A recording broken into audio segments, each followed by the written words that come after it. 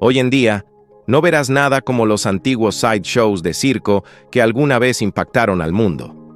En aquel entonces, el foco no estaba en acróbatas ni payasos, estaba en personas que se veían diferentes, vivían diferente o simplemente no encajaban en el molde de la sociedad.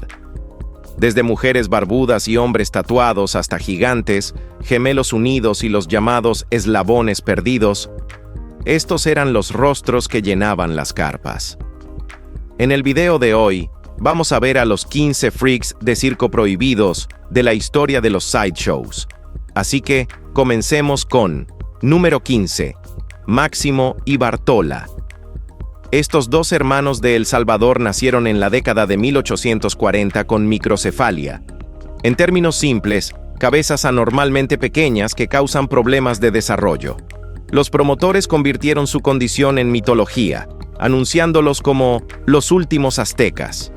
Vestidos con disfraces tribales falsos, recorrieron Estados Unidos y Europa durante más de 40 años, incluso actuando ante el presidente Millard Fillmore.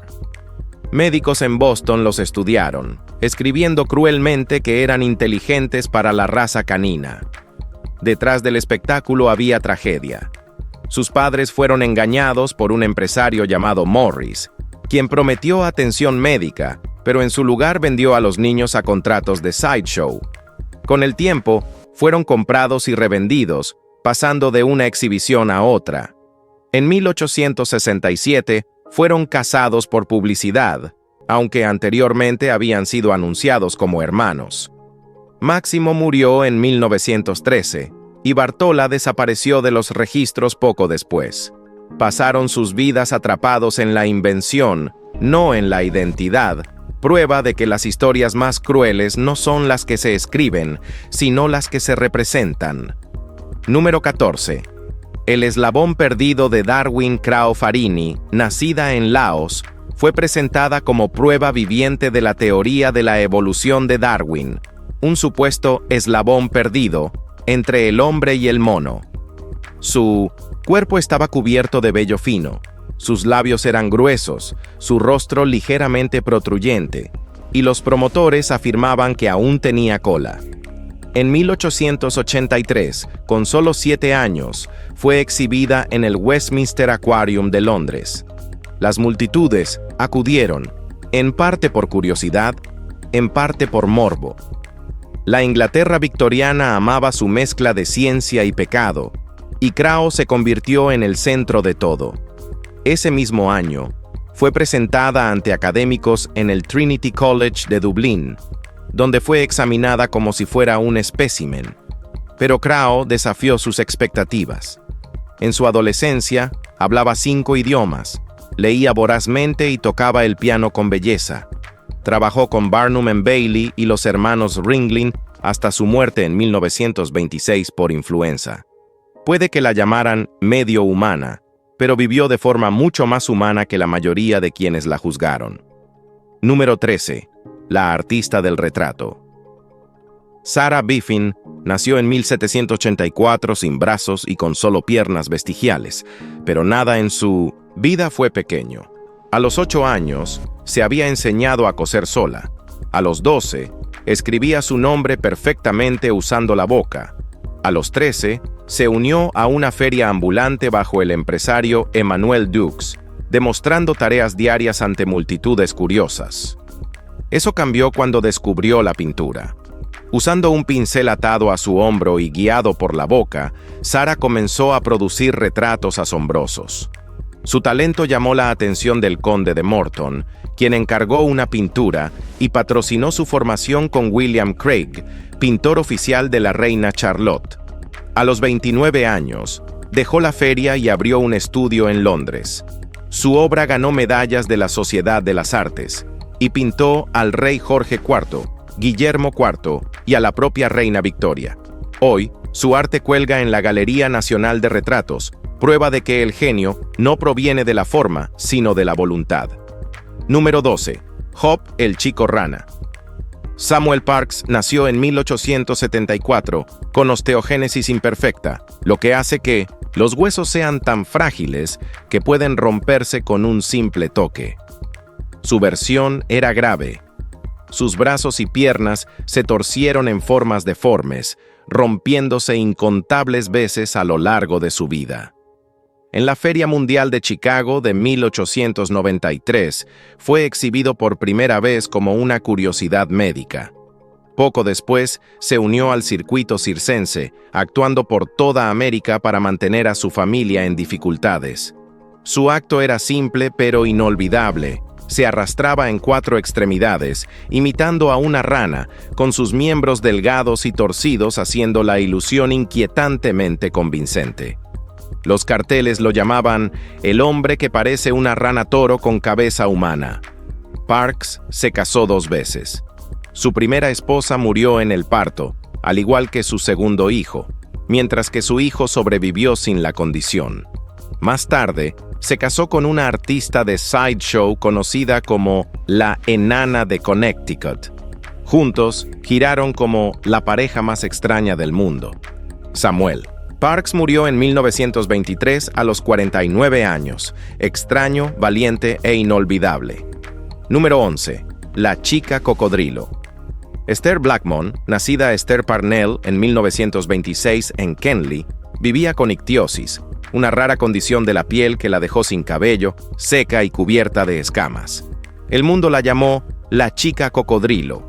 Su hermano Bill compartía el mismo trastorno y juntos se unieron al sideshow de Joe Hilton en la década de 1940 como los gemelos cocodrilo. En 1947, Esther se casó con el músico Thomas Blackmon y pronto iniciaron su propio espectáculo. Un año después dio a luz a su primer hijo, anunciándose como la madre más extraña del mundo. Con el tiempo tuvo 7 hijos, ganándose en broma el apodo de Mamá Gator. Esther continuó actuando hasta 1982 e incluso apareció en 2 películas de terror, The Mutations y The Sentinel, interpretando a un demonio que salía arrastrándose del infierno. Su resiliencia en la vida real superó cualquier papel que interpretó.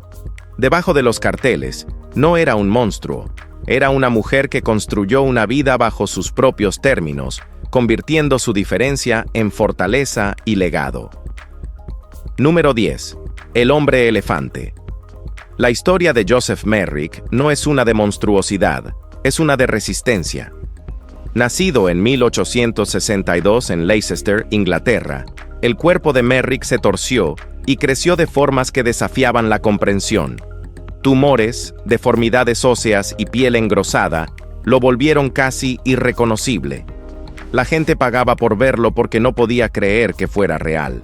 Pero detrás de ese rostro desfigurado había una mente más aguda de lo que cualquiera esperaba. Leía poesía, conservaba cartas y hablaba con gracia. El mundo veía un monstruo, pero médicos como Frederick Trebs vieron al hombre dentro de la piel. Merrick pasó sus últimos años en el Hospital de Londres, finalmente a salvo de las multitudes curiosas. Su condición, probablemente el síndrome de Proteus, nunca fue completamente entendida, y su sufrimiento nunca se alivió del todo. Aún así, se mantuvo gentil, elocuente y extrañamente en paz. Joseph Merrick no eligió el foco lo encontró a él. Pero en un mundo obsesionado con la apariencia, su inteligencia silenciosa superó cada deformidad. No era el hombre elefante, era simplemente humano, pero el mundo no lo entendió. Número 9. La tragedia y el triunfo de Kitty Smith. La vida de Kitty Smith se construyó a partir de las cenizas. Nacida en 1882 en Chicago, su padre, un alcohólico violento, sostuvo sus brazos contra una estufa caliente cuando tenía 9 años, quemándolos más allá de toda reparación. Los registros oficiales lo llamaron un accidente. No lo fue. Su padre quedó libre. Ella fue enviada al hogar para niños indigentes y lisiados, donde reaprendió la vida a través de sus pies. Kitty dominó la escritura, la costura, tocar el piano, la mecanografía, la pintura e incluso la carpintería, todo con los dedos de los pies. Ya adulta, publicó folletos contando su historia, pidiendo donaciones, y recaudó más de $35,000. En sus 40 años, ingresó al mundo del sideshow, actuando en Coney Island y con Ringling Bros. Y el circo de John Robinson. Nunca pidió lástima, solo respeto. Las mismas manos que destruyeron su futuro crearon a una mujer que lo reconstruyó por sí misma. Fue una heroína. Número 8. El juez Paul Desmuke nació en 1876 en el condado de Atascosa, Texas, y llegó al mundo sin brazos, pero con la fuerza de voluntad de 10 hombres. Se entrenó para hacerlo todo con los pies: escribir, tocar el violín, incluso lanzar cuchillos. Su esposa, May Simmons, era su objetivo en el acto, confiando plenamente en él mientras arrojaba las hojas con precisión. Paul giró con el circo Al G. Barnes, el 101 Ranch Wild West Show, y actuó para Ripley's Believe It or Not en la exposición Century of Progress de Chicago en la década de 1930. También apareció en películas mudas como The Unknown, 1927, y The Sideshow, 1928, mostrando no solo habilidad, sino encanto. En su vida posterior, regresó a Texas y se convirtió en juez de paz, conocido localmente como El Juez. La gente viajaba kilómetros solo para verlo firmar documentos con los pies. Cuando murió en 1949, Texas no perdió una curiosidad, sino a un artesano de pura determinación. Fue un verdadero caballero. Número 7. La hija de la mujer gorda Baby Ruth, nacida en 1904 en Kempton, Indiana, creció bajo la sombra de la gran carpa y de su madre, una mujer gorda de circo. Ella nunca quiso esa vida, pero cuando dejó la escuela, pesaba alrededor de 400 libras y el destino decidió otra cosa. Intentó trabajar como secretaria, pero su tamaño atraía atención constante y los escritorios no estaban hechos para su cuerpo. Finalmente, se unió al mismo circo en el que su madre había trabajado, los hermanos Ringling. Al casarse, pesaba 700 libras, aunque a menudo se anunciaba con más peso para el espectáculo. Una historia cuenta su regreso a Indiana. Llegó en tren en un vagón de equipaje, luego por una rampa de camión de pianos, solo para caer a través del suelo de la sala de estar de su hermana. En 1942, mientras se sometía a una cirugía para retirar tumores en las piernas, vomitó bajo anestesia y se asfixió antes de que alguien pudiera moverla. Número 6. Otis Jordan. Otis Jordan, nacido en 1926, vivió una vida definida por la garra y la dignidad. Nacido con brazos atrofiados y movilidad limitada, pasó años intentando vivir una vida normal antes de unirse al circuito de sideshows en 1963. Su acto era simple, humano y fascinante. Podía enrollar, encender y fumar un cigarrillo usando solo la boca. Era un truco antiguo que alguna vez hizo Prince Randian, pero Otis lo hizo suyo. Trabajó con todos los grandes empresarios de su época: Dick Burnett, Ward Hall, Jeff Murray, Dean Potter y más, y se convirtió en un rostro familiar en los carnavales ambulantes de Estados Unidos. En 1987, se unió al Coney Island Circus Sideshow, donde el público lo adoraba por su humor y calma confianza. El verano de 1989 fue su última temporada en la feria. Una enfermedad renal acabó con su vida meses después. Yo lo vi actuar ese año, vivo, orgulloso, digno. Otis Jordan no era un fenómeno. Era la prueba de que la fuerza no tiene brazos, solo corazón. ¿Qué piensas de él? Háznoslo saber. Número 5. Fakir Musafar. Bueno, Roland Loomis era un hombre común hasta que decidió que lo común no era suficiente. En sus 40 años, dejó atrás su vida anterior y se convirtió en Fakir Musafar, un pionero de la modificación corporal moderna. Creía que el cuerpo era sagrado, que el dolor era una forma de comunicación entre la carne y el espíritu. Sus rituales, perforaciones, suspensiones con ganchos, estiramientos de piel, no eran para el espectáculo, eran actos espirituales. A finales de la década de 1970, sus presentaciones impactaron al público, no porque fueran grotescas, sino porque eran honestas. Fakir estudió tradiciones tribales, aprendiendo de culturas que trataban el dolor como trascendencia. No buscaba fama, buscaba comprensión. Para la década de 1980, había inspirado a toda una subcultura de artistas, espiritualistas y entusiastas del body mod. Fakir una vez dijo: "El cuerpo es un lienzo para el alma". Para él, no era una metáfora, era verdad. No perseguía atención, perseguía conciencia. Y al hacerlo, se transformó en algo mucho más raro que un acto de sideshow, una filosofía viviente. Número 4. La dama circásica. Saluma Agra no nació extraordinaria, fue creada. En la década de 1860, Barnum necesitaba un nuevo acto, algo hermoso, misterioso y comercializable. Lo encontró en la leyenda de la mujer circásica, supuestamente la raza más bella del mundo, esclavizada en harenes turcos. Barnum no pudo encontrar una, así que la inventó. Vistió a una mujer común con joyas, sedas bordadas y una cruz alrededor del cuello, dándole un nuevo nombre: Saluma Agra, Estrella del Este. Su cabello era lavado con cerveza y alborotado hasta formar un enorme halo, una ilusión de pureza exótica. El acto fue un éxito. Saluma se convirtió en el estándar de cada dama circásica que siguió. Mujeres de piel blanca y cabello encrespado vendidas como símbolos de belleza intocable. Nada de eso era real, pero eso no importaba. Barnum no vendía verdad, vendía fascinación. Número 3. El niño negro manchado. George Alexander Gratton nació en 1808 en la isla de San Vicente, de padres africanos esclavizados. Desde su nacimiento, su cuerpo presentaba llamativas manchas blancas, piebaldismo, una condición genética que dejaba su piel oscura con patrones como de mármol. El dueño de la plantación, el señor Alexander, vio ganancias en lugar de belleza.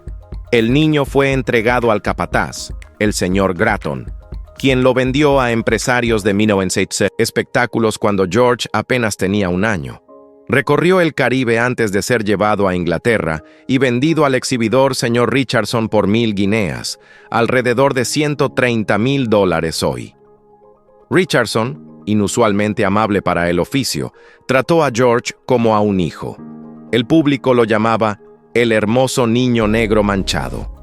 Recorrió toda Inglaterra, atrayendo multitudes enormes e incluso exhibiciones privadas para los ricos. Pero la fama fue implacable. Con solo 4 años, George enfermó, probablemente por agotamiento, y murió en 1813. Richardson lo enterró en Buckinghamshire, y puedes verlo. Número 2. Lavinia Warren. Lavinia Warren, nacida en 1841, medía apenas 32 pulgadas y pesaba alrededor de 30 libras, pero se conducía con una elegancia que llenaba cualquier sala. Antes de la fama, trabajó como maestra en Massachusetts. A los 17 años, se unió al sideshow de su primo en el río Mississippi, donde P.T. Barnum la descubrió. Poco después, conoció y se casó con Charles Stratton, mejor conocido como Tom Thumb. Su boda en 1863 fue un evento nacional, atendido por miles e incluso cubierto por la prensa como si fueran realeza. Barnum explotó el espectáculo, exhibiéndolos como la pareja perfecta, incluso fabricando un bebé para publicidad. Pero detrás de los carteles, vivieron como verdaderos compañeros durante 20 años hasta la muerte de Tom por un derrame cerebral. 2 años después, Lavinia se casó con otro artista, el conde Primo Magri, y continuaron de gira bajo el anuncio La señora general Tom Thumb y su esposo. Incluso entonces, firmaba sus cartas de la misma manera, señora general Tom Thumb, porque las leyendas nunca se encogen. Ahora, terminemos con esto. Número 1. La sirena de Fiji. Hubo un tiempo en que P.T. Barnum no solo descubría curiosidades, las construía. Nada capturó mejor ese ingenio que la infame sirena de Fiji. En el siglo XIX, mucho antes de 1900, Photoshop o los engaños de YouTube, Barnum cosió el torso de un mono a la cola de un pez. Añadió algo de pelo, piel falsa, quizá algas como cabello, y la selló tras un vidrio. El resultado se veía tanto horripilante como convincente. No era real. No tenía que serlo. Las multitudes acudían de todos modos. La gente pagaba buen dinero por mirar algo en lo que creían a medias y temían a medias. Esa creación grotesca triplicó la asistencia a su museo. Fue un engaño, sí, pero fue un marketing genial. Barnum entendía que la curiosidad vende mejor que la verdad. La sirena de Fiji se convirtió en el símbolo definitivo del espectáculo, una mentira cosida que hizo historia. No cantaba, no nadaba, no respiraba, pero hizo exactamente lo que Barnum necesitaba que hiciera: convertir la incredulidad en ganancia. No estaba viva, pero vivió para siempre. Si disfrutaste este video, asegúrate de dar like y suscribirte. Gracias por mirar, y nos veremos pronto.